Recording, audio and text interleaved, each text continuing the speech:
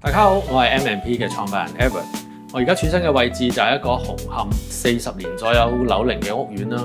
咁今次我哋就幫一個舊客戶介紹嘅夫婦啦，咁就去重新設計一間佢哋心儀嘅屋企。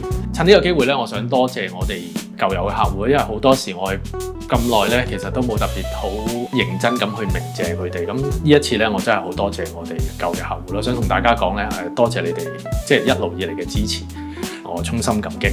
咁講翻我哋今次呢一個單位先啦。咁男戶主同女戶主嘅要求咧，其實都係講緊想喺生活裏邊咧舒服啦，同埋簡單。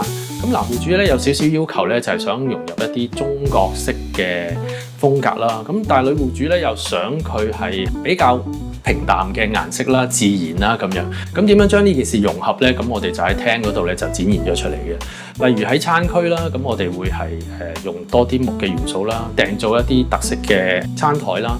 咁加添一啲中國元素，餐櫃啊，同埋喺開放式廚房嘅平面上面咧，咁我哋加裝一啲特色嘅木柱啦，咁令到成件事咧會有一啲木嘅元素啦，加添一啲中國色彩，但係又唔會話好影響到成個設計咧，比較上偏重某一方面啦。大家睇完呢條片，希望大家都鍾意啦。如果大家對呢個單位嘅設計有任何問題，歡迎大家都喺留言區留言啦。